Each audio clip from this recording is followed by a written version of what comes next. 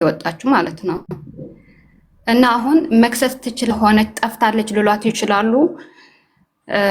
እሱን እንድታማክረኝ ፈልጌ ነው ማለት እነ ሀቢባ ምናምን ልገባ ፈልጌ ያው እንትን አላገኘሁም እና ማማክረው ሰው ስላጣሁኝ ነው። እሱ አሁን ለምንድን ነው የወጣችሁ ከዛ ቤት? ከዛ ቤት የወጣችሁ ያው እየጨመረ ስለሆነ በቃ ውጭ ስሪና እኛ እየሰራን እንትን እንልሻለን ነው ያሏት። እኛ ሌላ ቦታ ስሪና ከዛ ቀስ በቀስ እንከፍልሻለን ቀስ በቀስ 500 እንደዝም እየቀነስን እንሰጥሻለን ነው ያሏት። ማለት እንዳይጨምርባቸው ነው ሌላ ቦታ እንድትሰራ። ምክንያቱም እንዳልኩ እነሱ እያሉ ቤት የ6 ወር ነበረባት ብያለሁኝ። ከዛ በኋላ ለሌላ ሀገር ስትሳፈሩ ደግሞ ያው 4 ወር ተቀመጡ፣ በአጠቃላይ የ10 ወር ማለት ነው። ከዛ በቃ ሰራተኛ ሌላ እንትን በሌልና ለኛ ካላመንሽን አንቺ ሌላ ቦታ ስሪ፣ ከዛ ግን ቀስ በቀስ እንከፍልሻለን ምናምን ብለው አይድ ያሰርታለች። አይድ በእነሱ ስም ነው ግን የከፈለችው ራሷ ነች እኮ። አሁን አልበላሽም ምን አመጣው ነው ገብቶሻል። አሁን ውጪና ሌላ ቦታ ስሪን ምን አመጣው ነው። መውጣት የለባትም ገብቶሻል።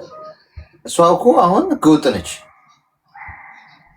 ነው አሁን እንዳልኩ አሰርታለች በእነሱ ስም። አዳምጪኝ እስቲ ሚውት አድርጊና አዳምጪኝ ልልሽ የፈለግኩት ሀሳብ እንዲገባሽ። ህገወጥ ነች ማለት አይዲ የላትም አይደለም። አንድ ሰው አይዲው ከተሰራለት ሰው ወይም እዛ ቦታ መስራት ካለበት ቦታ ውጪ ሲሰራ ከተገኘ ወንጀል ነው እዚህ ሀገር ገብቶሻል። ማዳም ቤት ነው አይደል የምትሰራው፣ እዛው የምትሰራበት ማዳም ቦታ ነው መገኘት ያለባት።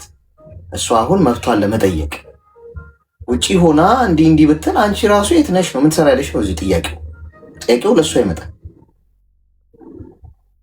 ስለዚህ መውጣት የለባትም። እነሱ እንደዛ ያሉት እኮ በምክንያት እኮ ነው። አልገባሽም እንዴ? አሁንም አልተገለጠልሽም? ወተሽ እኛ ቀስ ብለን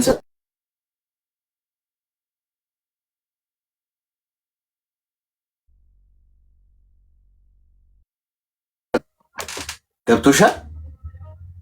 ስለዚህ አሁን በቀጥታ ማድረግ ያለባት እዛው የምትሰራበት ቦታ የተሰራበት ቦታ ሄዳ እየዬ አካኪ ዘራፍ ነው ማለት ያለበት። ገንዘቧን መቀበል አለባት።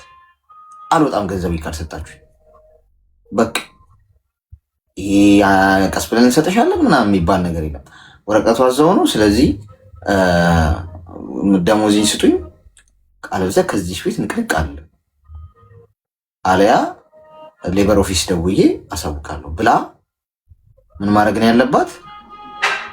መናገር ነው ያለባት አሁን በፍጥነት። አለበለዚያ ሰዎቹ ቢያመለክቱ አሁን በቃ ደሞዟንም ሳይሰጧት ጠፍታብናለች ብለው ቢያመለክቱ እሷ ተጠያቂ የምትሆን ማንጥፍ ያለሽ ደሞዝ አልከፈሉኝም ራሱ ብትል ጠፍተሻል እኮ ሰርቃን ጠፋችም ሊሉ ይችላሉ። ምን ታመጫለሽ? አያችኋ። ምን ጊዜም ስትሰሩ ማለት ነው አንድ ነገር አስምሩበት። ሰው ቤት ስትሰሩ ከዛ ቤት መውጣት ያለባችሁ ካንስሌሽን ሲሰጧችሁ ብቻና ብቻ መብታችሁ ለመጠየቅ። ከዚህ ምክንያት ውጪ እየሰራሽ እንጨምርልሻለን ምናምን ወተሽ እስቲ ሄድ ብለሽ የሆነ ቦታ ደርሰሽ እንዳትሰሙ። በቃ እነሱ የመክሰስ መብት አላቸው። ወዲያው ያመለክታሉ። ምንም አታመጭም ከተቀደምሽ። ስለዚህ እንደዛ ታርግሺ። አሁን ቶሎ ብላ ተግባባ። ቆይታለች ግን ከነሱ ከወጣች እኮ አሁን ወረቀቷ ስቲል ካንስል ካልተደረገ ቼክ ታርግና ቀጥ ብላ ቤት ሂድ። አልተደረገችም። ቼክ አድርጋለች፣ አልተደረገችም። ግን ከነሱ ከወጣች ከነሱ ቤት ከወጣች ትንሽ ቆይታለች እኮ። እየሰማሽ ነው የኔ እናት ወይስ ይቆራረጣል ድምጼ? አዎ አሌክስ እየሰማሽኝ ከሆነ እየተገባባን አይደለም ብዬ ነው ያልኩሽ። ከወጣች ቆየች አልቆየች እሱ አይደለም የሚፈይደው። ሄዳ አሁኑኑ ነገውኑ ሄዳ ቤት እኔ ብር ቸግሮኛል፣ ምንም የምበላውም የለኝም፣ የቤት ኪራይ መክፈል አልቻልኩም፣ ደሞዜን የ6 ወር ደሞዜን ስጡኝ። አይ ቀስ ብለን እንሰጥሻለን። አይ እኔ ከዚህ ቤት አልወጣም፣ አለቅ። ቄትም ተበድራችሁም ስጡኝ፣ አያገባኝም። መጋፈጥ ነው ያለብሽ። አለበዚያ የ6 ወር ደሞዝ ማለት ቀላል ነው እንዴ? እንዴ እቃቃ ጨዋታ እኮ አይደለም። እዚህ እኮ ለጽድቅ እኮ አልተሰደድንም ሁላችንም ማለት ቀልድ አይደለም። ስለዚህ ትሂድ እያልኩሽ ነው። አለበለዚያ ግን እነሱ የሆነ ትሪገር ከሳቡ በኋላ ከተጠያቂነት ራሳቸውን ነፃ እንደውም ሰርቃን የጠፋችሁ ቢሉ ምን ታመጫለሽ? ገብቶሻል አይደል? አዎ ገብቶኛል። ስለዚህ እዛ ሆናም ያው መደወል ትችላለች ማለት ነው። አዎ አለበለዚያ ሌበር ኦፊስ ደውላለሁ እኔ ደሞዜን ስጡኝ ብላ እንትን ትበል። ከዛ ያኔ እዛው ቤት ነው ያለችው ጠፋችብን ብለው ማመልከትም አይችሉም። እነሱ ራሱ ተጠያቂ ነው የሚሆኑት። ገብቶሻል? እሺ እሺ አሌክስዬ በጣም ነው የማመሰግነው። በጣም ነው የማደንቅህ እና በጣም ወድሃለሁኝ ማለት እንወድሃለን። የመድረም ቅመሞች ለሁላችን ሁላችን። እሺ እኔ ግን ትዕግስት ግን የት ነች? ትዕግስታችሁ ጫፍንጫችሁ ላይ ነው ወይስ ትዕግስቱ የሚባል ስም የለም? በወንድም ጋሽ ትዕግስቱ ትዕግስትን እንኳን በስም አጠናታል። ትዕግስት የምትባል ስም ኮመንት ላይ ካየው ቆየው። ትዕግስቱ የምትባል እስቲ ካለ እንደው ባንተም እንደው ትዕግስት እንኳን ከተማረ ጤና ይስጥልኝ። ሰላም አሌክስ። ሰላም ሽብዛ፣ እንኳን ደህና መጣሽ። ከሰላም ጠበቃችሁ። እንዴት ናችሁ? ምን እንታዘዝ? እኔ ትንሽ ምክር ፈልጌ ነበር አሌክስ። እሺ ንገሪ። በቤተሰብ በኩል ነው ምክር ትንሽ የፈለኩትና እኔ አረብ ሀገር ከሰደድኩት አሁን 14 ዓመቴ ነው። እሺ እና መጀመሪያ ብር ምልከው በወንድሜ ነበረ፣ ታናሽ ወንድሜ። ከዛ ወደ ሀገር ቤት ሳልገባ ወደ 7 ዓመት 7 ወር ቆጠርኩት። ከዛ በመሃል ገባሁትና እናቴንም አባቴም አይቼ ተመለስኩ። ወንድሜ በዛ በኩል መሃል 2 ቤት መሬት ገዝቶ ቤት ሰርቶልኛል። ግን ያኛው ቤት ግን በአሁኑ ሰዓት አንዱ ህጋዊ ቢሆንም አንዱ ጨረቃ ነበረ። መንግስት ሁለቱንም አፈረሰው። ከዛ ተመልሼ ከመጣሁት አሁን 14 ዓመቴ ነው። በቃ አዲስ ዓመት አሁን ሲመጣ 14 ዓመቴን እጨርሰዋለሁ። እና በመሃል የዛሬ 5 ዓመት ይሄ ታናሽ ወንድሜና አባቴ ይጋጫሉ በመሬት የተነሳው በእርሻ መሬት ማለት ነው።